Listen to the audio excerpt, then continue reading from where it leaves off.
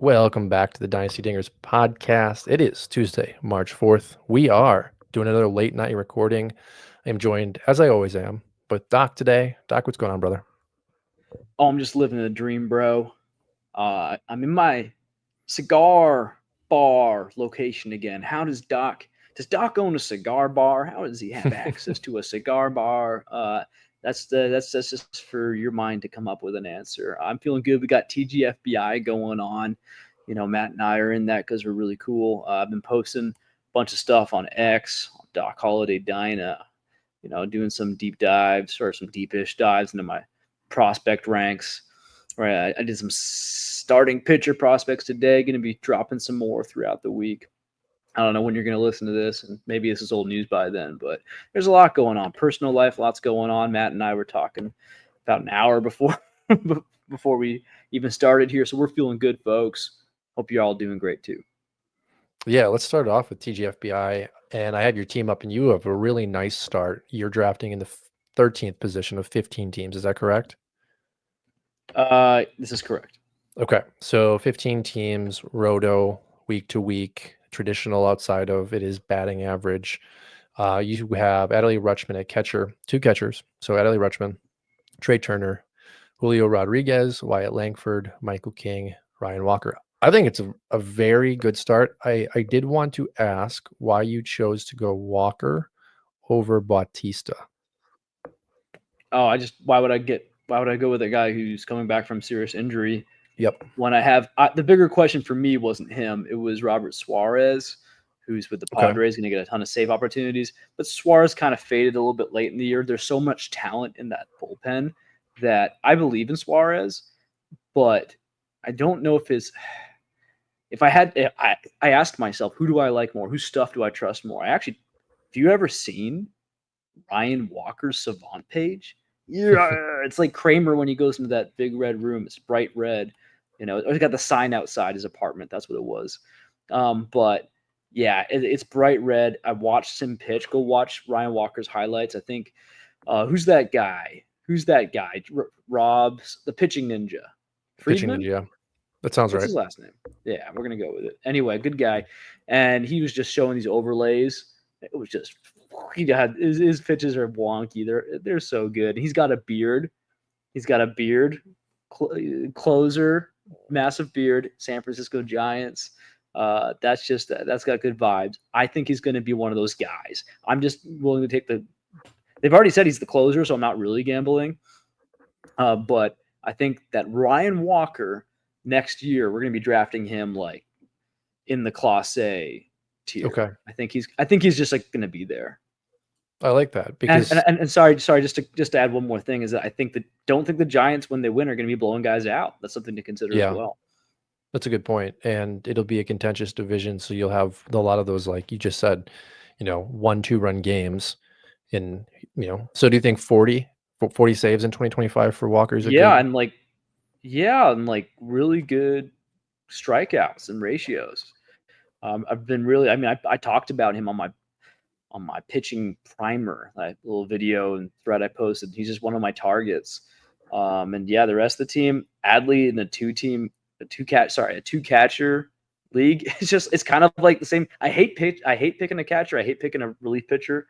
You know, when there's so much fun power or fun bats out there. But I just know scrambling for catchers, Mm-hmm. scrambling for it's going to come to get you. You're going to have to pay the piper one day in TGFBI, these 15-teamer redrafts. Somewhere is going to suck. And I Yep. don't trust a lot of relievers this year. And I was like, listen, maybe I get lucky and one of these guys I like comes back to me. There's not a lot of relievers I like. And catchers, there is some depth to catcher I like, but if I want to beat everyone, I want to be the best everywhere. And you're probably not going to be a whole lot better if anyone. There might be a chance that no one's better than Rutschman this year. I think last year is going to be the anomaly. I think we're going to see a really good year from the Orioles and Adley Rutschman. Well, and there is that rumor that in June or July it was like hit on the thumb or something That's happened not a to the rumor. That's thumb. a fact. He did get hit. Yeah.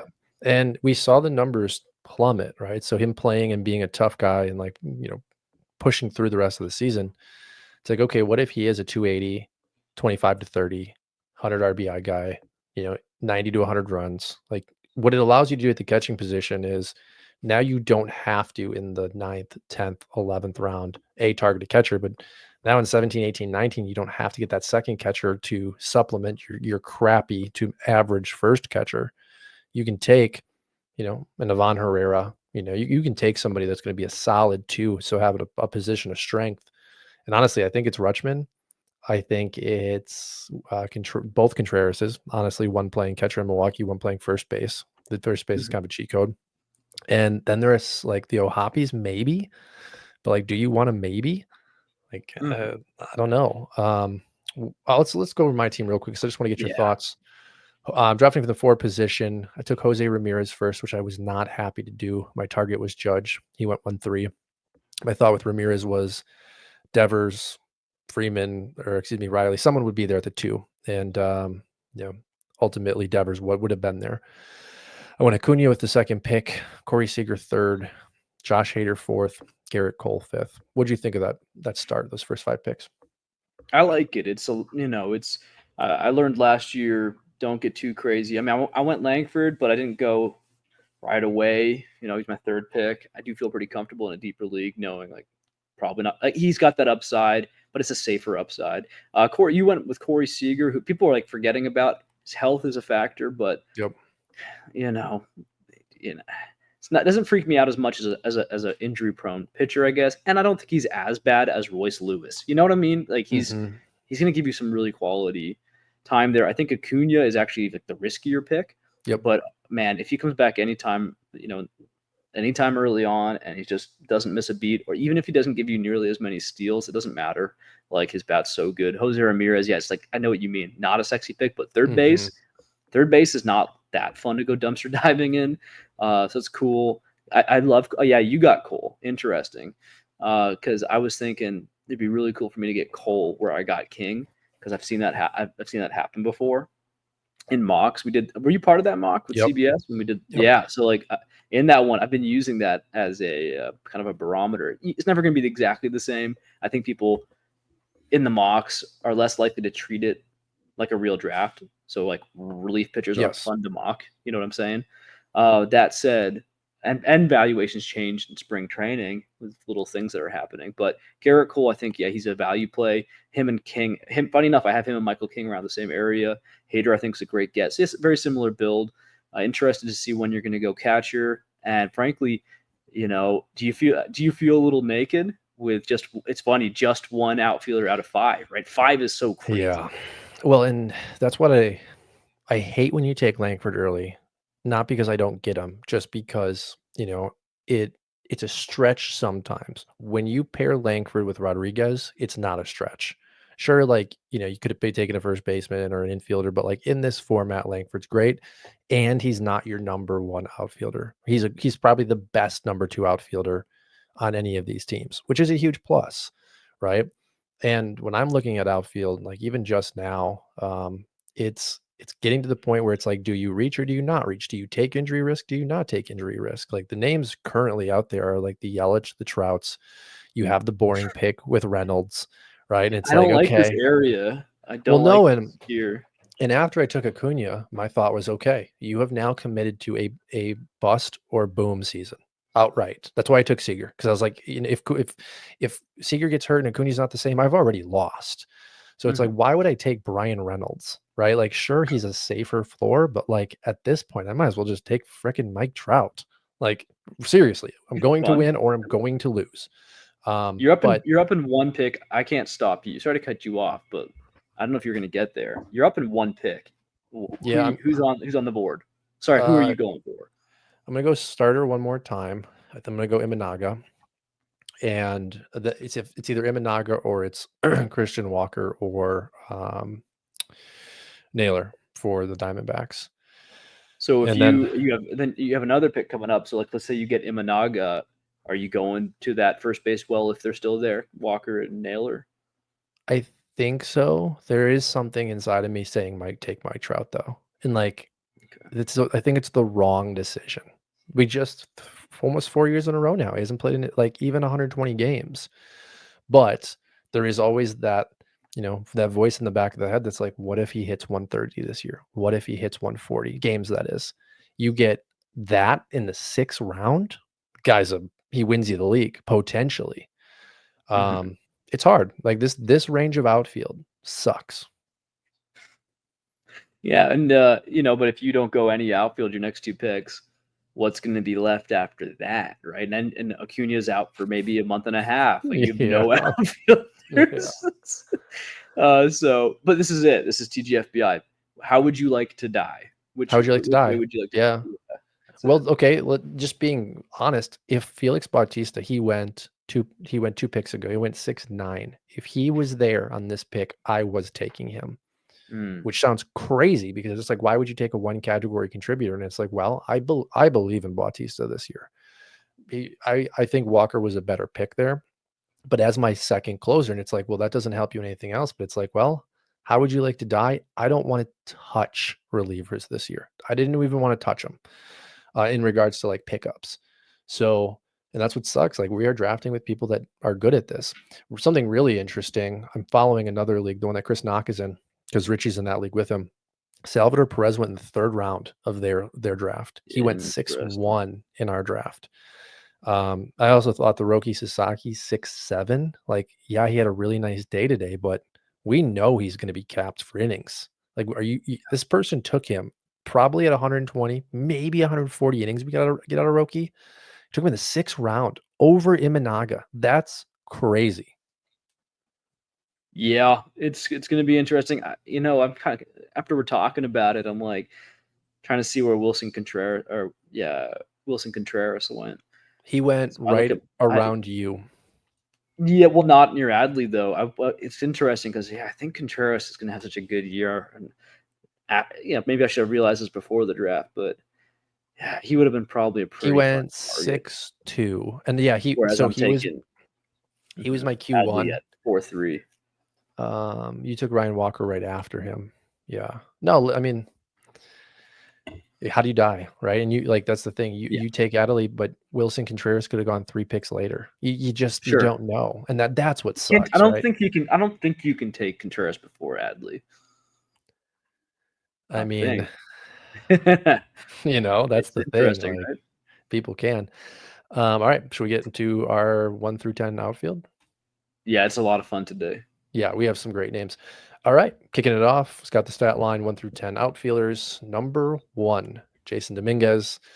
Jasson Dominguez peak projections coming in with a WRC plus of 122.5, a BA of 271, on base percentage of 352, a 453 slug, 21 home runs, 26 stolen bases. That's funny. I just think that'll probably be backwards. 11% walk rate, 23% K rate. Doc Dominguez, unanimous top 5 prospect. We're finally going to see him hopefully play a full season for the Yankees this year. What do you think? I mean, is there like a weirder prospect arc that we've seen? I feel like he's boring. Like, why do I feel like he's boring? I feel like I'm slapping myself in the face whenever I think about, well, maybe he's just, no, you look at the numbers. I mean, it looks good because like he's probably going to be an all-around 5 category stud. I know you seem to kind of think he's not going to be stealing bases. What makes you think that? I think he will in his early years, but like everybody, I think as he gets closer to like 26, 27, 28, he'll slow down. And you just look at the body type. Like he's 5'9", 5'10". He's thick, right? Strong. I think, 25 this year is probably fair, maybe 20 next year. Like I just imagine him kind of filling into that more Juan Soto body type where he's a great hitter. He gives you the 4 categories without question. He plays in Yankee Stadium, but I don't know that long term we're going to see 25, 30 stolen bases from him. Well, what if he's like a Jose Ramirez body type? And he could be, and that's perfect. Like I need to see that skill at the major league level. And I'm just very curious. I'm just cautious with it. Like because how many times do we get a Jose Ramirez body type? Is you know what I mean? Like That was the question with drafting him. I was like, is he going to steal? And it's like, he's stolen 30 bases like for 10 straight seasons. Of course he's going to steal bases. Dominguez might just be that guy. It's crazy. He just turned 22 years old. Like, if there was a minor leaguer struggling who had a lot of prospect pedigree, there's a minor leaguer struggling in the minors, at this age, we'd be like, oh man, like give him some time. But we're over here like, come on. He's been around forever, come on, man. Where's my 30-30 season? Like he just feels like he's a very strange arc. He came over, he was the Martian. New York system will do that to you, I guess. He had all this glitz and glamour, and then it didn't happen when he was 18, I guess, maybe. And so he's gone through these pits and valleys. I always mess that saying up. Pits and valleys. What's the saying? Peaks and valleys. Peaks and valleys. I say Peaks pits and too valleys. sometimes. Peaks and valleys. Yeah. Okay, we're both dumb. Well, you gotta think, right? This is we're entering his third potential useful season, right? Because Mhm. 2 years ago was the September call up, right? Hit what, 5 or 6 home runs, was like, okay, power's real. Coming out of spring training last year, it was like, is he not? Well, they have Soto, they have a full outfield, so he's gonna go to the minors. He hurts the quad, or something happened to the oblique, so he misses like 2 or 3 months. And then he comes up and kind of struggles, still shows the power. And here we are in 2025, and it's like, finally we get to see this kid. But it's like, yeah, it's been like 3 years of him this is his third year of potentially returning, starting value, even if it was just September, the first and second year. And that's crazy to think about for a 22-year-old. Yeah, Baseball Prospectus has him as 24th overall prospect. So you're saying consensus top 5? Like he's not even considered That's that. kind of crazy. Yeah, 24th much just on overall. his. Yeah, and then you look. I mean, I'm trying to look on Pipeline. Is he even on there still? I don't think he's on. Yeah, he is. He's 21st there, so which is interesting, right? wow. So, I guess that Pipeline is taking into account defense, but which he's getting some not so rave reviews. But yeah, it's interesting. So I guess it's not just us. Like I feel like I should be having him top 10, top 15 at the least. But look, like these other publications are going 20. I think again, like it's weird. I'm like I have no shares of Jasson Dominguez, but I think I'm coming across as someone who's like a closeted Jasson Dominguez fan or something. Like I know I need to be liking him. He's gonna come up and probably just wreck it this year. And I've been seeing him on draft boards, maybe TGFBI. Is he still around? He is, yeah. And it's like I mean, that's an option. That's a him sexy and option Cruz for are. you. I'm thinking about it, but it's like, do you take a guy like Dominguez over Trout? Well, I'm not going to even get down that rabbit hole because All right, yeah, doesn't matter. But we'll spend too much time here on that. I think Dominguez, when you look at the profile, it's like very safe floor. You look back in 2023, 8 games, hit 258, very small sample size, 4 home runs, stolen base. Last year, 18 games, 2 home runs, 5 stolen bases. So it's like, to what we were talking about, the speed, it's like both profiles of power and speed have shown at the major league level. We're here giving Roman Anthony a unanimous top 5, right? It's like, Yeah, well, Anthony, yes, he has a nice ceiling, might be close to Dominguez's ceiling, but Dominguez has a much safer floor, at least for 2025. Like, I think he'll at least hit 240, at least. Maybe he hits 260. Maybe he hits great contact, 30 home runs. great contact numbers, by the way. Like I need to start becoming more of a Jasson Dominguez fan. The Welsh has him as his number 1 overall Number prospect. 1, So yeah. and so interesting. You gotta love our industry. You gotta love this game. Someone's gonna be wrong. Well, and it's funny because we'll move on to 2. We have 2 and 3 here, where it's like, this is the perfect example of like, well, are they going to be starters for 3 straight years?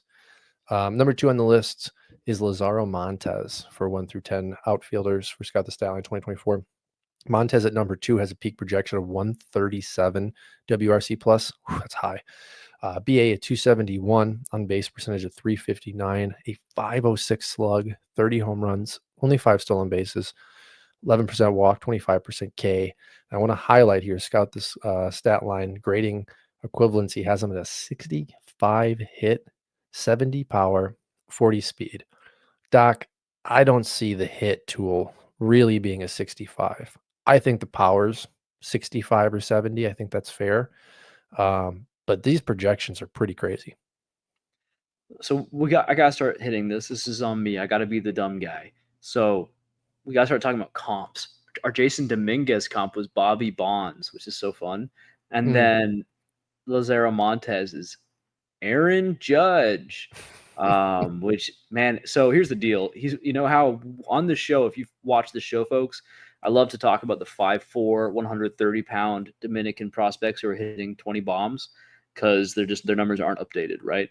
Because they grow or whatever. I'm exaggerating a little bit, but sometimes you'll see these guys and no, they've grown. Now they're 5'10", 5'11", 6 foot, 180 pounds, right? Whatever. They're just different human beings, but no one is seeming in 2025 in current year. We can't we can't measure people anymore or accurately or keep it up to date with top prospects. But Lazaro Montes, it's like a weird thing. So it says he's 6'3", 210. You're like, great.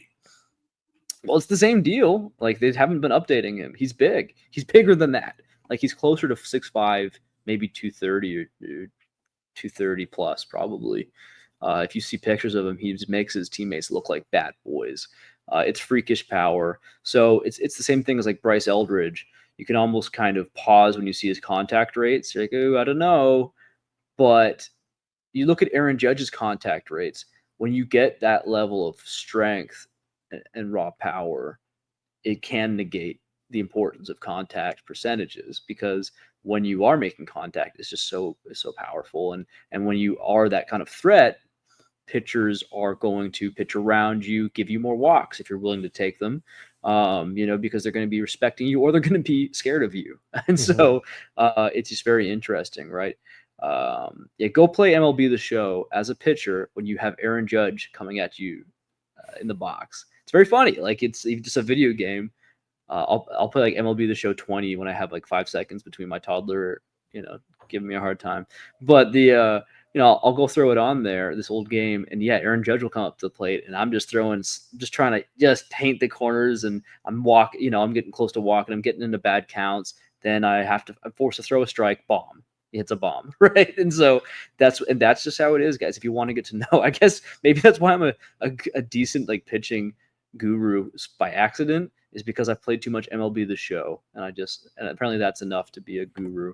No, I will say Lazaro Montes is a guy who actually the industry is kind of not like I'm seeing here. Baseball America has him at 97, Pipeline has him 42, BP has him 53. So it's like people are falling out of love with Lazaro Montes. Don't see why not. He's still really young, 20 years old. Maybe he's not going to be the next Jordan Alvarez. He's comped himself to Jordan, which is hilarious. He's having a great spring. 3 walks, 3 strikeouts, 2 home runs, 444 batting average, 583 OBP. Hey guys, Lazaro Montes, take him seriously. Yeah, and it's interesting. Montes, I've loved Montes for a while, and I've just recently kind of fallen out of that love pocket, that ignorance of like he's my guy, and it's like little things. It's his step out of the box. Like if you watch some of his spring hits, and you can watch the minor league film for the last couple of years, he after contact immediately goes into like a full-fledged sprint almost before the ball has even left the bat. And it's like, for whatever reason, I just don't like that from a power hitter. I'm worried, okay, is he going to hurt himself as he's making contact? It's just one of those visual things, much like Campbell had, where I'm like, that's not familiar. It was funny referencing Campbell. Corey came out today and actually like he touched on that. He was asked by a reporter, who does Campbell remind you of? And he's like, oh, Jaylen Brown for the Celtics. Like they just don't move the same way anyone else does. And I was like, okay, so you as his coach see that too. And then he backed it up with like, but that's okay. Like they get themselves to where they need to thrive athletically. And Montes might just be the same, just because he doesn't do things the same way everyone else does. The contact at 66% in high A last year is a bit concerning, but it was 72.9 at A ball. So, we've seen a 70 there. The power, like you said, is prodigious. I think this will be a really big season for him in Double A, facing much better pitching. I think his stock is either going to fall a little bit or it will explode to where he's unacquirable, right? If he can put Yeah, up a 70% contact and 30 home runs, like we're talking about an ascension Probably ahead of guys like Dominguez, because this power, like you said, there are maybe 5 guys, Aldridge, Kurtz, like will be one of those guys. He's got a 70 grade Yeah. by scouts. So, yeah, we'll see what happens. And again, even if he dips a little bit, it's a buying opportunity because he's only 20 years old. So if he goes to Double A this year at Yes. all, that's very young for the level. Yeah. Moving on, number 3 outfielder for 2024, Scout the Statline, is Emmanuel Rodriguez, another guy that may have some prospect fatigue. Ramirez peak projections 128.3 WRC plus, a 236 BA, 367 on base percentage, 454 slug, 25 home runs, 16 stolen bases, 16% walk rate, 30% K rate. Doc, this is definitely an OBP guy. And again, prospect fatigue. What are your thoughts on Rodriguez? No way. This is so crazy. So I'm literally looking him up right now. Literally. I don't like when people use the term literally too often, and I just did it. My number one criticism with Emmanuel Rodriguez is his health, his ability to stay healthy. He's hurt. Yeah. He's hurt right now with another injury, with another like sprained ankle. So it's frustrating, and I don't know what's in the water. With these Twins and their prospects, Keishel's had injury issues. Walker Jenkins, I swear, I love Walker Jenkins. He's about to get this label for me, man. Like I'm about to start looking into trading him in some leagues if this keeps up. This is like the last. This is the last warning. Like Walker Jenkins is going to be another red flag guy, which sucks because he's got so much upside. But there's something wrong here. Maybe it's just bad luck. But Emmanuel Rodriguez cannot stay healthy. He's got contact issues. Man, I'm telling you, like even ahead of my outfield ranks, I'm about to drop. I'm going to drop him again because this is getting frustrating. His contact is not that great. His eye is great. It's really solid. But he needs to be able to marry. He's on the verge of making the bigs. He needs to be able to marry that eye, that good ability to take a walk with the ability to hit the ball. And how is he going to run if his ankles and legs are always messed up? That's going to take a toll after a while. And if he's able to hit the ball hard, which seems like he can, then maybe he just becomes like maybe he just drops the stolen base thing altogether anyway, and then we have a different prospect. So I guess I'm a little bit down, and I'm just so mad that he's hurt again because I had him really high before. I had him as like a top 10 prospect, and now I don't, and I'm glad I don't because man, you got to change whatever you're doing, and it's like Chase DeLauder. I don't like being right about. It's not even about being right. I don't like having my concerns validated. That's a great way to put it. Like, because today I had people, Yes. even earlier today, I had people saying DeLauder, oh, but what if he doesn't get hurt? I'm like, yeah, man, you can do it. Like, I don't want to sit here and tell you not to do that trade or say that this guy's actually better. Yeah, I don't want to say that this lower end prospect is actually better than DeLauder, but I am telling you I'd rather have him than DeLauder because I don't think DeLauder's not showing me he can be a major leaguer regular, at least, with what's going on here. And again, at the very least, with these guys who are getting hurt too much, now DeLauder's got so much talent. Rodriguez has so much talent that they're going to keep getting shots. But what does it mean in the end? Are they going to have to just be DHs? Yeah, probably, I guess, right? Like, and maybe probably not stealing bases the same way we'd like them to. Well, and I think you brought up a really good simple fact, which is that Minnesota has to have a real conversation with themselves about what is going on in the organization. Right? You look at the major league level. We've just assumed that Buxton and Royce Lewis are guys that they drafted guys that are athletes, and that being so athletic, they just get hurt. It's not just those two. Like you look around the diamond. I mean, the kid that retired last year because of the wrist injury. Like Yeah, this organization is Kirilloff constantly struggling with keeping their guys healthy. And yeah, some of the most fun minor league prospects, Jenkins and Rodriguez, like, okay, they're great and they're fun, but if they can never stay on the field, what good are they? Right? Availability is so crucial, especially when we're talking about like from the fantasy element. So I'm on board with you. I know that some of our co-writers at Scout the Statline are, super high on Rodriguez. Ross is still pretty high on Rodriguez. Is that correct? Yeah, I mean, you should be high on Rodriguez. I'm really, this is going to be a terrible clip to post because it's like hate, hate, hate. But if you maybe parsed through what I was saying, I mean, guy does have an amazing eye. He does have great power and great speed. He's like a hideous 5'11". But no, it's like no, he's like a solid 5'11", 210. Like he's a strong guy. He's an athlete. He's just turned 22 years old. So, could be really good for years to come. But we're never gonna find out if you can't stay on the field. So, yeah, you can be high on him, but I would just say exercise caution. And yeah, we don't really have time now with this clip to get into it, but I did trade him in a 30-teamer this year. So maybe I'll talk to Matt about what the haul was afterward. That's a good pivot now. We'll move into number 4. Number 4, Scout the Statline Outfielder for 2025 is Roman Anthony. Anthony comes in with a WRC plus of 129, BA of 270, OBP 362, slug 465, 21 home runs, 14 stolen bases, 12% walk rate, 22% K rate. We've talked a lot about Anthony, Doc, but just, overall, another great name in this outfield list. Yeah, so he's still only 20 years old and on the precipice of making the big leagues. I don't think he's going to do it right away, and I hope they don't rush him in. But man, he just seems like the real deal. He's got that feel to me. Got a really good name, Roman Anthony. Just 6'2", 200, perfect frame. It seems like he can probably do it all. Seems like he could be a real like 30-20 kind of guy at his peak. He seems to hit the ball a lot. I'm not sure what he's doing lately. I'll take a look as I'm talking, but he's had a history of hitting the ball oppo. But that's good. Like if you can hit the ball oppos and hit to all fields, and you have natural power, the home runs will just come. And Yeah, I'm I gonna think he's gonna. pull up those splits.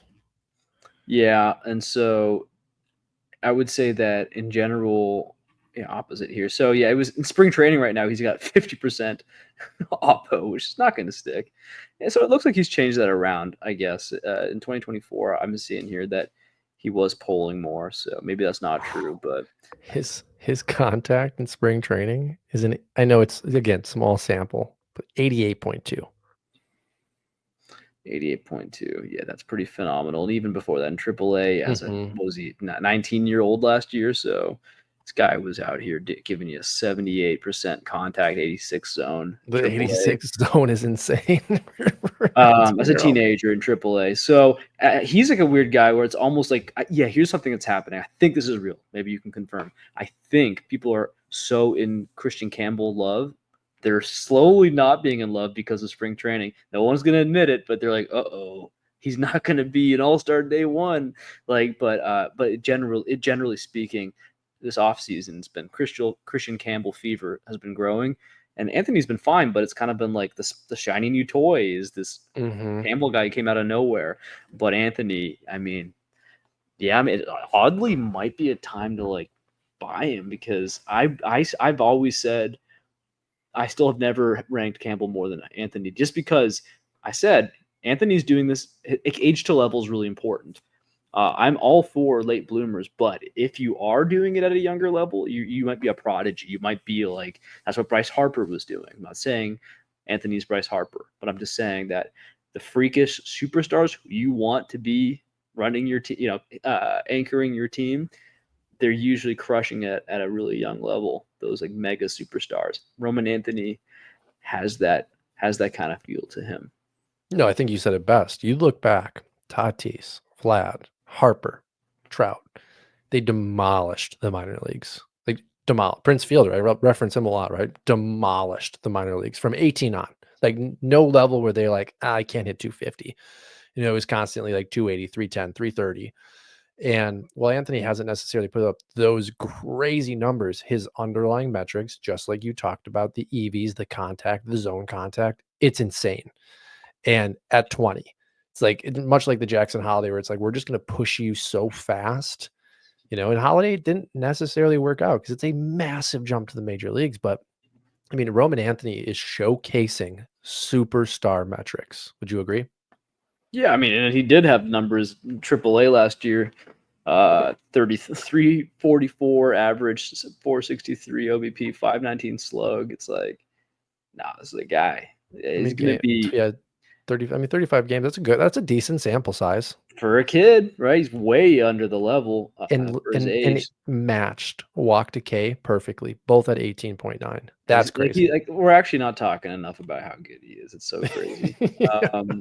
I traded him away in our salary cap league. I got a crazy haul, but still, Yeah, you got a crazy haul. that'll probably suck to not have him. But hey, it is what it is. Got him Yeah. other places. You're trying to win. It is what it is. Yeah.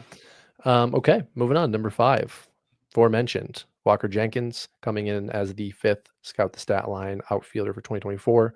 Jenkins, well, interesting. Let me just roll back real quick here. Roman Anthony's comp is Sin Shu Chu. That's kind of funny. That's great. Walker Jenkins, number 5 outfielder, Scout the Statline 2024. WRC plus at 125.5, BA at 280, on base percentage 356, slug 459, 18 home runs, 15 stolen bases, peak projections, 10% walk rate, 15% K rate, with a comp of Jose Ramirez. That is big time. What do you think, Doc? Yeah, I kind of expected his speed to trend down, and if he keeps getting these sprained ankles and just weird little it seems like his injuries are all knick-knack.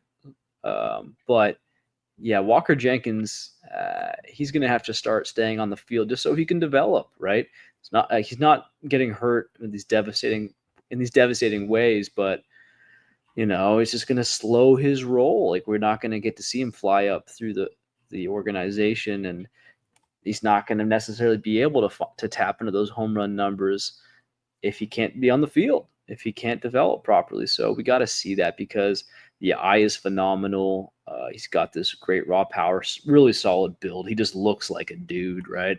Contact numbers are through the roof. Like, this guy could be an all-around great hitter if he can stay healthy. Looks like he's got some good speed to steal. I don't know if he's necessarily going to be a consistent 20 base guy with that frame, putting on muscle. Probably not. But I mean, if you tap into that raw power, give you 30 home runs, 15 stolen bases, and like talking about maybe a 300 average season eventually, it's like, okay, yeah, that'll play. Like, yeah, Walker Jenkins, just from an amazing class. I really hope we get to see him stay healthy, because the sky's the limit for this kid. Yeah, contact numbers are incredible. Over the course of high A, double A last year, he had an 84.5% contact rate. Still young age. You talked about the eye. Like, everything you want from a profile of a hitter is there. It's just really these small injuries do shine a little bit of a question on, well, is this going to be a problem long term? I think 2025 will be a really big season for him, because we need to see a full healthy minor league year. And if we see that, we might see Jenkins in September, right? Ready to break camp in 2026 as an outfielder for the Twins. But he's got to stay healthy. He has to be there for that development time. Yeah, I mean, you're not seeing him in 2025, but yeah, I think if he can stay healthy all this year and just really, crush double A. When you're crushing double A, you're always a phone call away from them. Well, that's what I'm thinking, right? Like, I mean, if he comes out and is healthy, post this, minor ankle sprain, and just dominates double A, by July they move him to triple A, dominates triple A, like, he might get that September call up where it doesn't affect his status for 2026. Or do you think they just keep him in the minor leagues? I feel like he's been slow rolled a little bit to this point, and with all these injuries, maybe build up his confidence. But we're talking about a guy with crazy pedigree and ability. Maybe he is different. Maybe they treat him that. It's not the craziest suggestion. Yeah, again, health is number one factor we're focused on here. Okay, next two names are very interesting. Robert Claus comes in at number 6, Scout the Statline, top 10 outfielder for 2024. Claus WRC plus projection peak 125.5, BA at 266, OBP 341, slug 485, 28 home runs, 14 stolen bases, 9% walk, 24% K. Doc, you and I are both souring on Claus. Is that correct? Yeah, that's what happens when you have a 65% contact rate in complex, and 50. You had a 50% in DSL, and then it's pretty consistent. You had 65% in complex and 65% in A. I wonder, how many games did you play here? Yeah, I mean, it's he played 49 in complex, 13 in A, so it's kind of funny. It's the exact same number. If you look at surface stats, it's exciting. 15 stolen bases, 12 home runs. So I was actually starting to really get into him. But yeah, you dig under the hood. I hate when the geek stats win, but I know. it's frustrating. I mean, and here's the deal: he could have this kind of raw power, like we're talking about with Montes. He's not 6'5", but he's 6'2", 202 listed here. Who knows what he really is? But yeah, this could be a situation maybe where he gets to 70% contact rate with that power, and he's just enough fun and is able to make enough impact when he does make contact that it doesn't matter. That could be the situation, but 65 at these lower levels is concerning. He's 19 years old, so there's time. Big year for Robert Kalaz. Like if this guy, again, if he just goes above 70 this year, and keeps on giving you those home runs and those stolen bases, it's like, okay, yeah, we got something here. It's interesting because we have this excitement. We talked about Sebastian Walcott, number 10 shortstop, last week. Walcott's a little bit younger than Kalaz, about 5 months. Walcott turns 19 a couple weeks here, and he had issues with contact, but we kind of allowed it because we said, oh, okay, age to level, he's young, and like we have all this power that we're projecting. I don't think these two guys are as far apart as people are making it seem, because the contact is a huge question. Like we don't hear the metrics and the scouts say the same things about Kalaz as they have about Walcott, but they could be, right? You mentioned it could just be an incredible impact bat. Like, I don't want to say Judge, but Judge does it at the major league level the best, where he just is able to avoid those contact issues because when he hits it, it just is incredibly hard. Like, I think Kalaz is a good buy low this season because I think if he struggles coming out of the gate, I think his stock will absolutely plummet. Would you agree?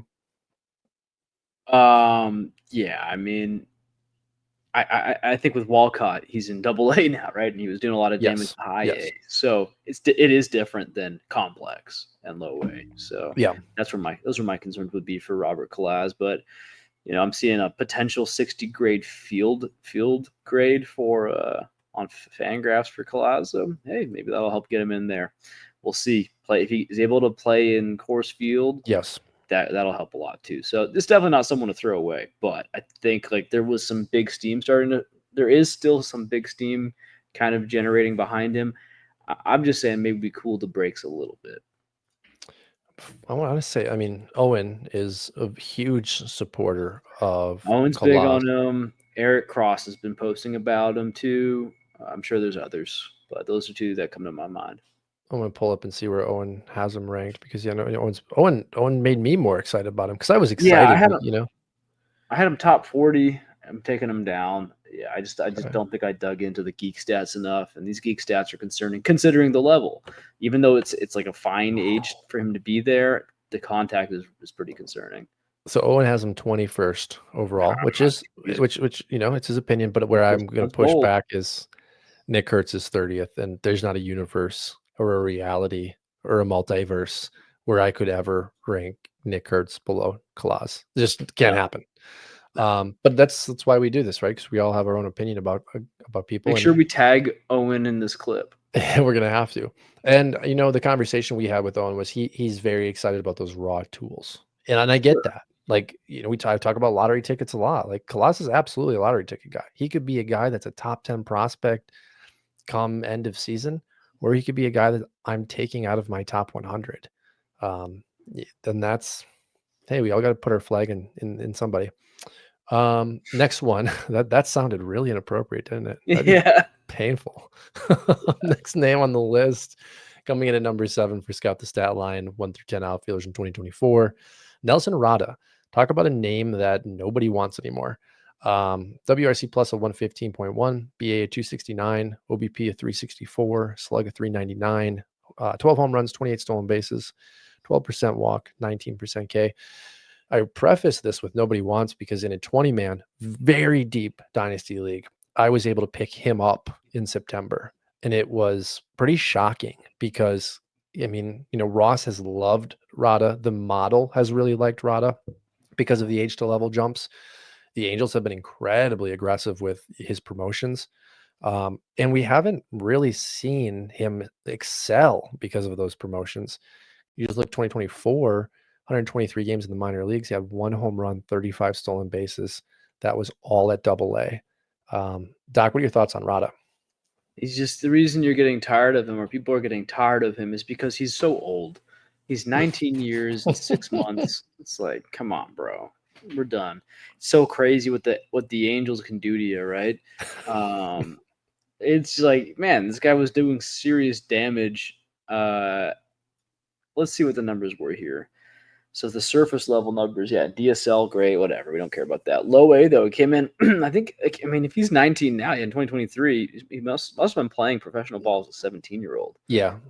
and so he was giving us like 276 batting average, 395 OBP, and then they're like, great, you're so good that in 2024 we're actually just going to skip high A because we're sociopaths. And we're the Los Angeles sociopaths. We're never getting hired on by the Angels, evidently. But Never. Not with the content I put no, out in my life. No. no. So yeah, and it was, by the way, it was 55 stolen bases in 23, 35 at Double-A. He got caught stealing at a higher rate in Double-A. Not a shocker. Again, like clearly crazy speed here. He's not very big. Pretty solid contact, not like elite contact, which is maybe gives me pause for a guy who, if this frame is anywhere where he actually is, which given his almost non-existent power numbers, probably is fairly accurate, 5'8", 160. You're gonna need to, he's gonna need to tap into a hit tool here. Play some great defense. So yeah, I mean, possible utility guy, but if he can get that hit tool up a little bit, and he could be someone interesting. Again, I'd love to see a comeback of these like Nelson Rada types. I am a little bit cautious with Chandler Simpson. People are like VS2 or Chandler Simpson. I'm like, they're not the same guy. Yeah. Yeah, they're both speedy, but like the thing is, like, as you're seeing with Victor Scott, he's able to hit home runs because his build's different. He's actually a pretty muscular, somewhat bigger guy, whereas Chandler Simpson is like a Juan Pierre type. But I actually like those types. Like Nelson Rada's more of that. It's the latter. He's a rabbit, as they'd call him, right? But I just think it's old school. I think it's effective. I think it makes sense in today's game where you can steal bases with greater ease. If you have a guy who can get on base and hit, play great defense, and basically manufacture runs, like, do it, and make sure there's some power bats behind him. Make it work. Maybe they'll let him do that. But again, he's going to have to become he's only 19, so there's plenty of time. I guess if you want to put a silver lining on that, he went from A ball 78.9% contact to Double-A as I guess an 18-year-old for part of the season at least, doing 75% contact. So it only went down 3% at a ridiculous level. So yeah, I think you're right. In deep leagues, it's a great buying opportunity. And if you like Chandler Simpson, if you like the idea of that, if you think that there's a spot for that kind of player in today's game, then he's not the worst bet. Well, and from the model's perspective, it's been very high on Rada for a while. There are variables, right? Age to level that it has boosted him. The speed has definitely been helpful. Even the batting average, up until last year was helping him. I really think of Rada as a model guy, right? Like he's a guy that the model will like. But how does that translate? I think again, he's 19. Does he bulk up a little bit? Does he have 10 home run power? Because we haven't seen that. Like most home runs, he said it was 2. So like that's really the Chandler Simpson comp you're using there, right? It's like there's just no power right now. But 75% contact, dude, I will take that. Especially at Double-A for a teenager. Like Yeah, that plays. So I think coming in at number 7 is more than fine. Number 8 for Scout the Statline 1 through 10 Outfielders 2024 is one of our favorites, a guy that we have actually traded together with, and that's Aiden Smith. Smith peak projections WRC plus 113.3, BA at 252, on base percentage of 332, slug 445, projected 22 home runs, 27 stolen bases, 10% walk, 25% K. Doc, we are big supporters of Aiden Smith. What are your thoughts? I like his frame. 6'2", 190 projectable. He was the best prep hitter in Texas in that stacked draft class. I like that kind of I like that. It's Yeah. great to see. And then he's stealing a bunch of bases, taking a walk, a good rate, going to Tampa out of Seattle. Getting out of Seattle is just fantastic. I don't know if he'll stick around in Tampa. Maybe they'll trade him. That'd be even better. But it's cool. They seem to know how to develop guys. I just don't like when they deploy them at the major league level. They're probably going to slow roll him. I think this is a good profile to slow roll, just because people they're flagging a hit tool risk. I'm like, I don't know. We went to Tampa, 79.4 contact rate. That's really good for a guy who's got a lot of power. He's got like a good amount of raw power. He's not freakish, but it's a good amount of raw power. And with that speed. So we could be looking, if this all works out, he's still really raw, but we could be looking at a guy who's like 2020 and giving you good ratios. At least like I think maybe more of a 250 average, but like a peak of like 350 OBP. So like maybe Lars Nootbaar, what we want Lars Nootbaar to be, and then faster. There's got to be a better comp than that. But I think if you look at Lars Nootbaar's metrics, what I'm saying makes sense, because Lars Nootbaar should be like a 250, 350, 20 home runs, 30 stolen bases guy, or maybe 25, 25. But he just can't stay healthy and isn't that good. Yeah, Lars is an interesting comp. I think Aiden Smith in general is interesting, right? Because you talked about the body type. We're going to expect for him to bulk up a little bit. I'm expecting him to add power. And, my question really is that 288 batting average last year. That's great. Split between two different systems, A ball affiliate between Seattle and Tampa. And, showed 11 home runs, decent, 97 games, of 41 stolen bases. Nice. Only That's caught stealing 6 times. So, that's I'm kind of great. underselling him. I'm underselling him a bit here. I mean, out of all the guys that we've talked about, like Aiden Smith has that like that speed power where it's like he could be a superstar by July in rankings. He could be Yeah. I would argue a top 10 by July if he, goes to high A, dominates, goes to double A, continues to show good contact numbers. It's like if that power develops. But I guess my big question for you, I see the 288 batting average overall. How much of that do you think is impacted by his speed? Well, I don't know. He's not just doesn't have a noodle. He's a bigger guy. He's hitting the ball hard enough to smack these home runs and generate some doubles. I think I'm already high on Smith, but yeah, to reiterate why I'm high on him, I guess I think the industry is wrong. I'm seeing a bunch of people talk about his hit tool. I'm like, the hit tool seems to be coming together. I could have sworn when he was coming out of the draft, his hit tool was like one of his strengths. I'm not sure if that's accurate or not, but I am seeing that like his contact rates are looking good. Like he's They're looking trending in good. the right direction. Yeah. Yeah. And so like if that can be actually a positive, again, that's what you're talking about. Like, yeah, we could be, maybe it's not 250, maybe it's 270. So 28. his Yeah, we'll see. comp is one of my favorite players of all time. And he played before I was a baseball fan, but I love it. It's Eric Davis, right? Like who is Eric Davis most recently comp to? Ellie, because they're, Reds. And Eric Davis was a freaking monster. Power, speed, right? Like a guy before our time that put up numbers in today's fantasy landscape that would just make you drool. So I love the comp. I don't know that Smith ever hits that ceiling because Davis was just such a great player for so long. But I think I see 2030, at Oh, least. And if he can become a 30-30, yeah. we're lower on him than we should be. Real quick catch up for you for TGFBI. Guy before me took Joe Ryan. Interesting pick. Joe Ryan. I'm not a Joe Ryan fan. So I went Shota, then Max Fried went, then Hunter Green. So we have a little pitcher run. And I think that's kind of like what we were talking about early, where, say I go Mike Trout there. Well, did I want Fried? Did I want Green? It's just interesting to see how these little pockets unfold. It's also interesting to see Joe Ryan, who I would rank fourth out of these four. What are your thoughts on these four guys? Man, I'm too sleepy for this nonsense. Are The you guys just taking? got picked. Yeah, so Joe Ryan, Shota Imanaga, Max Fried, Hunter Green. Where is Joe Ryan in those four names for you? I mean, no, he's the bottom of those four names. That's what I thought too. Yeah. That's Yeah, my at least yeah. Hey, here's the thing, folks. When I get sleepy, I still got the takes. The takes are still correct. They're just gonna be. We need a little bit of like an electric prod, a cattle prod. I need to be able to like shock you and be like, all right, 1 a.m. here, get you so and back. I'm like Okay. I'm a morning guy. Hey, we're making good time. We're at 55 minutes. We Who have did you pick? two more guys. I took Shota Imanaga. Great, you got your guy.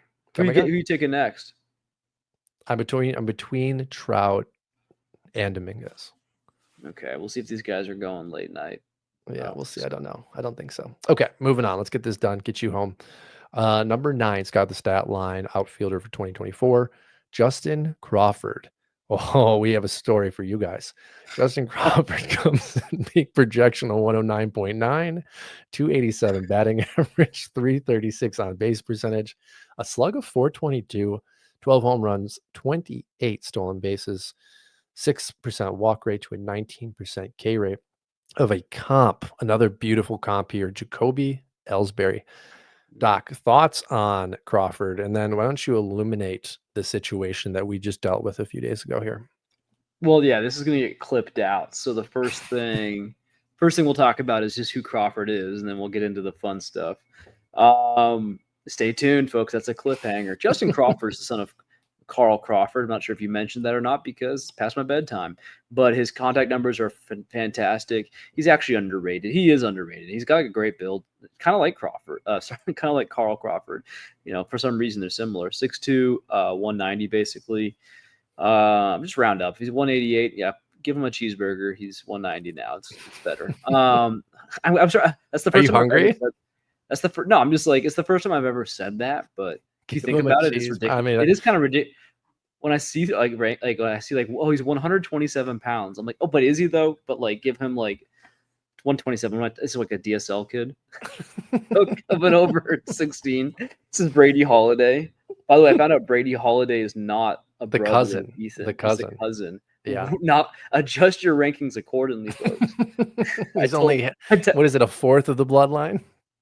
Yeah, I don't know. I mean, he's definitely still on my radar, but he still looks like a Holiday. He's Matt's nephew. So Well, and his father is the coach of Oklahoma State. Like, so there's it's still great, like but you high want him exposure. you don't want him going home to learn from his dad. You want him to go home and learn from Ethan and Jackson's dad. You want him to have a better father. No, I'm kidding. It's terrible. It's official. We're Probably never great. having any of the holidays on our show. Oh, please, guys, no. So anyway, Justin Crawford, gosh, this is getting great.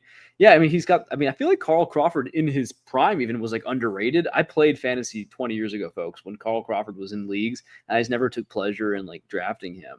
Well, he was Even though, also always hurt, right? Like yeah, maybe that's it.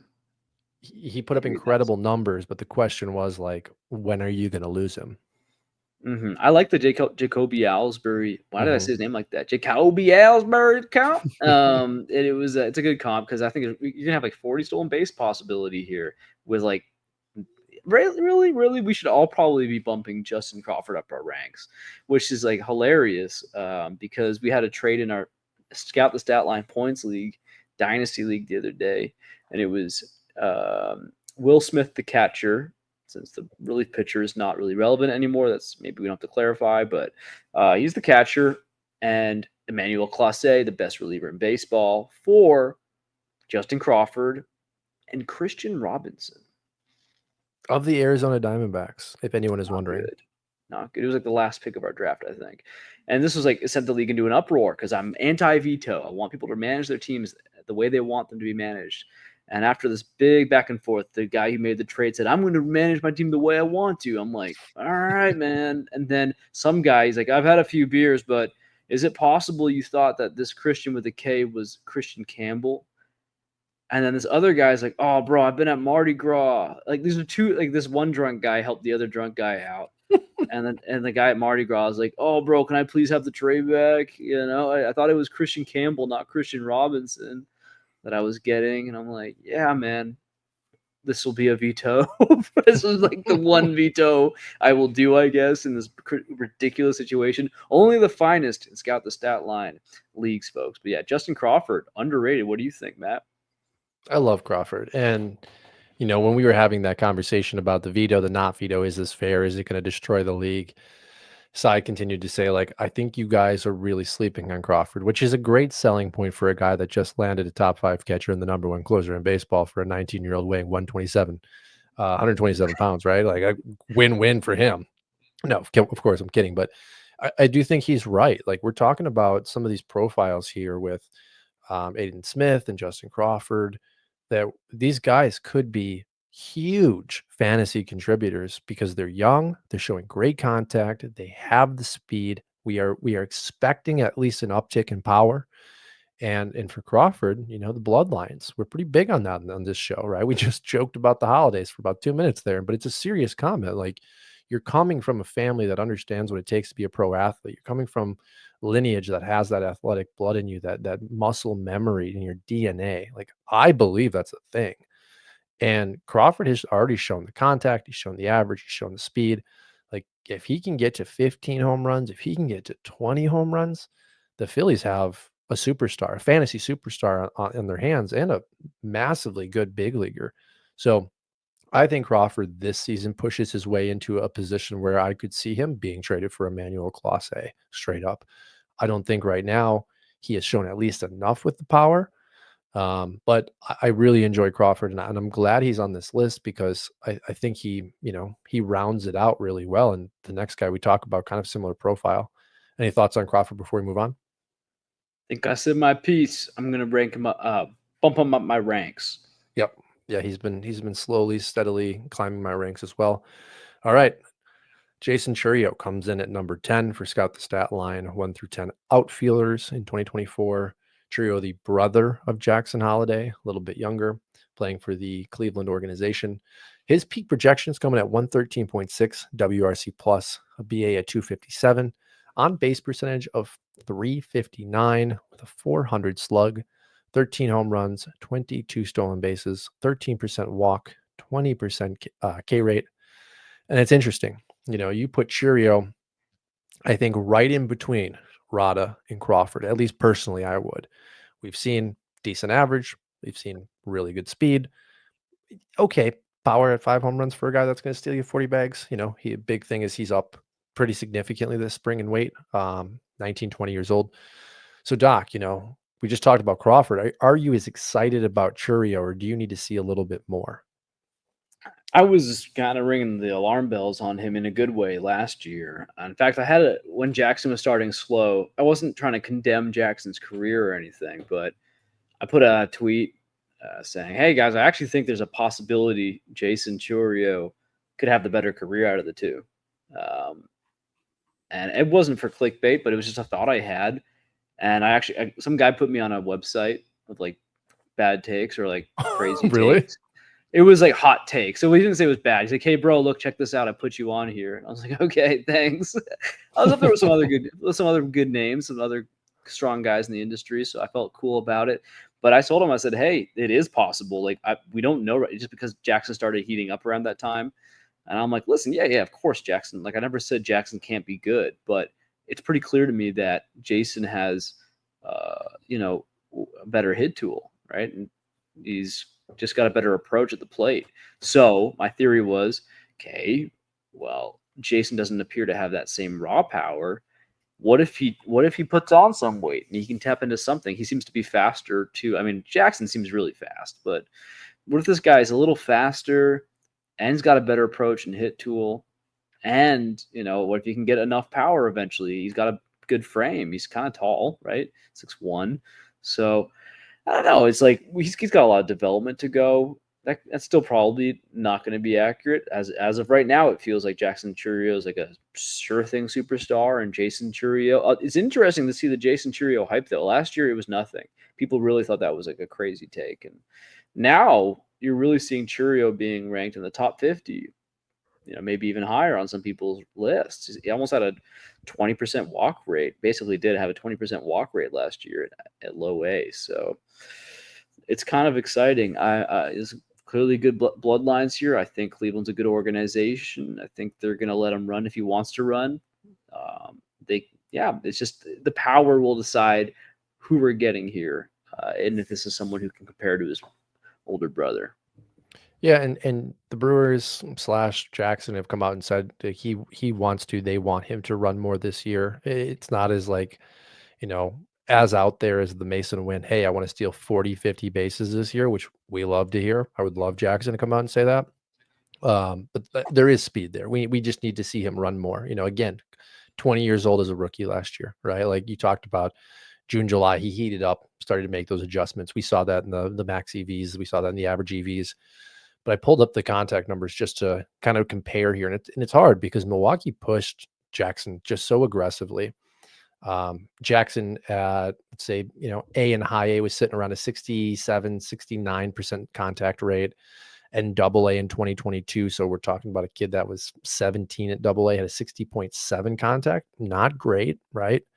But double A 2023 brought that up to 78%, which pretty decent. And then when he hits triple A and even in the major leagues, sitting around an 87, 86% zone, really nice. Yeah. And we kind of compare that to his brother, who at A ball last year sit at an 81.8% contact as a 19-year-old. The contact for both brothers is there. I think we'll probably see some more speed from Jasson, probably see more power from Jackson. I think Jackson's probably the all-star, but I don't think that Churio is going to be a bad player. I think we could have a really, really, really nice third outfield in a more traditional style league. And I think these two brothers both are going to have 10 plus year careers, and that's a great player for coming in at number 10, right? Mm-hmm. No, Yeah. So go on. Churio is just he's if we talk about Justin Crawford being undervalued, Jason Churio is definitely undervalued. I would have said that last year. I'm almost like thinking he's people. I think people at this point are actually ready to jump on. I think he's getting tons Okay. of hype right now. So you're going to see him fly up ranks already. And if he starts doing anything hot to start the year, because he broke his wrist last year, which slowed his momentum. He was doing really, really well, and then he broke his wrist. So the fact he's coming out here, he's in spring training. He's hitting the ball a lot. It's good. I also just to finish 20% walk rate last year in A ball, 16% K rate. Awesome to see that. Yeah, so I'm saying his approach is he's just not striking out at nearly Yeah. the same clip as Jackson. Yeah, that's a crazy approach. Okay, we're at 105. I've got one more name that I want to throw out there real quick because we've already talked about him. Coming at number 11 is Chandler Simpson for Scout the Statline. 1 through 11 outfielders for 2024. Chandler Simpson, 94.4 WRC plus, first one under 100, 281 batting average, 335 on base, 354 slug. Yikes. 4 home runs, 46 stolen bases, 7% walk, 14% K. Doc, quick thoughts of Simpson coming in on the model at number 11. Yeah, I mean, again, I said it earlier. I'd love to see this kind of player make a splash in the bigs. I'd love to see this kind of player become popular again. It's fun to watch. Like people are loving Chandler Simpson right now. I think they're getting a little carried away with it. I think it's amazing that they are getting carried away with him and not the Durbinator, Caleb Durbin. We friggin' made it this far into the episode, and you thought that Caleb Durbin wasn't going to get a shout out after hitting 2 home runs this week, folks? My goodness, this guy's a jacked up muscle hamster. 5'3", 195. I'm just taking it anyway. He's just, man, Durbin. This is the thing though. So Chandler Simpson he's like literally got 1 home run in his entire MLB minor league career. So he's never going to hit a home run. Basically, he's like less power than Billy Hamilton. He's actually 5'11". I thought he was 5'8". But that's crazy. Yeah, no, it's interesting. But he's very lean. He just has no real home run power, though. It doesn't seem like he's ever going to develop it. But he's so fast. His contact is unbelievable, though. So he's not like Billy Hamilton in that regard. So like, there's actually a chance here he could carve out a role. But I do. I'm not just talking about Durbin for no reason. Durbin and like a Victor Scott. These guys have like actually a shot to get 10 plus home runs and like offer you something in terms of something interesting in terms of their juice, right? In terms of their OPS. Like if you play in an OPS league or a slugging league, Chandler Simpson's a negative, right? He's not going to help you there. And so you just got to know your league. If it's an average league, like a batting average league, with stolen bases, which is a lot of 5x5 leagues. He could be a serious asset if he can carve out a role, even in a utility role. This is like he doesn't. You know, like he'll just steal bases whenever he's on. He's kind of like if Victor Scott could hit, right? And Victor Scott is hitting right now, by the way. Let's get him in there too. But I will say Chandler Simpson excites me in terms of like I'd love to see this archetype return. This speedy guy doesn't need to have power. Here's my big concern. I've heard he's bad at defense, so he needs to get better at defense, or he's not going to have an MLB career. I saved the bad till the end there. That's actually I was starting to really get on him, and then when I saw he's bad at defense, I'm like, ooh, you can't afford that with your profile. Yeah, and I think the most reasonable major league comp I can think of is Billy Hamilton, right? We had always thought when Hamilton was in the bigs, God, if he could just hit a little bit more. Like Chandler Simpson's hit this spring to third base where he beats it out. It's like, yeah, like Billy Hamilton used to do that too. The difference is when you have a major league third baseman and not, the fourth depth chart third baseman playing in spring, like it's probably throwing you out, even if it's just by half a step. So, yes, Simpson hit 355, but like, how does that translate to the major leagues? Maybe he could be a 300 hitter. And then, yes, maybe he's a starter if he has mildly decent defense. But I think the other big piece of this is like when Hamilton came up, the Reds were not good and had the opportunity. They wanted him to become this Chandler Simpson mold.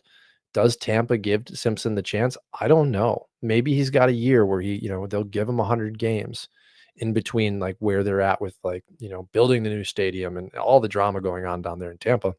But you've got guys like Aiden Smith coming up. This is a good organization that develops outfielders. So I hope he gets a shot. I think out of all the guys we talked about, him and Rada, like I'm probably the lowest on Rada out of all these guys. And then I think Simpson's probably next, just because the rest of the guys, you said it, can hit. They have projectable power. Even Churio, which we just talked about, like we think he can probably hit 10, 15 home runs, maybe even Mhm. 20 if a guy eats some Yeah, cheeseburgers, right? Like, eat but some cheeseburgers. Simpson's just never going to be that guy. Well, I mean, the thing, like the Billy Hamilton comp is Billy Hamilton. Did he ever win a Gold Glove? Like he was Gold Glove ish. Like he was really good on His speed was defense. just, it changed the game in all That, aspects. but that's the thing. Chandler Simpson's fast, but apparently he's just not good on defense. It's like okay, like apparently he's new to the outfield, so we'll give him some grace there. But yeah, if he can't figure out how to be a good defender, like that's what carved out opportunity for Billy Hamilton. The bigs, he actually had a pretty decent major league career in terms of like human beings who try to make it in the major leagues. Billy 10 years. Hamilton, Yeah, 10 10 years. years. You'll take that every day. It didn't work out the way we thought it would, but we had some great times. Chandler Simpson, though, if he's going to have a career at all, it's going to have to be on the back of his. It's going to be his glove, in addition to his wheels. I'm pulling Billy's minor league numbers up just as a reference point for us here. So 2012, Billy, 132 games, and this was high A and double A. Billy hit 311, OBP of 410. So that was nice. He had a 14% walk rate. He never did any of that in the majors. His walk rate was really bad. Let's see here. Triple A in 2013, 256. See, that is right there with the difference in the numbers. In double A, Simpson hit 351. And 311 was what Billy hit at double A. No, 286 is what Billy hit. So we're seeing a massive difference in the ability to either make contact or at least place the ball in the right place. So you got an opportunity to sprint it out. And I think that right there, that comparison is what gives me more hope for Chandler Simpson's career as a hitter than what we had from Billy. Yeah, he's a better hitter, but again, I can only say it so many times. If he needs to sharpen his defensive tools, or else he won't have a job. We did it. We're done. We have one left pitcher, which we will get to, and I will wrap this before the season starts. I'm not surprised, but I am ready to be done with the position previews. Oh my gosh, I want to get more creative with our podcasts. We love y'all, and we Yeah. want to. Yeah, we should. Well, here's what we got to do next year. We got to do it sooner. If we're doing Scout the Statline rundowns like this, we're gonna have to do them like right after the season while it's fresh, because we're about to have new data. This is all not going to mean anything anyway. So, good to do This it was now, the though. first list where everybody on it I was like, I feel good about rostering them in Dynasty. Even as I talked Mhm. about with Rada, like some of our other lists, it actually turned me on to a couple of guys. We joke a lot about Kellen Moss, but like Yes. this was the first 10 that I was like, okay.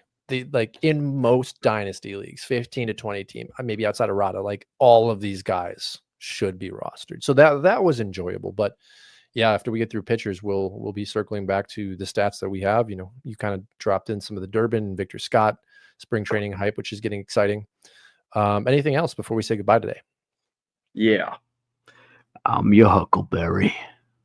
See you guys next week.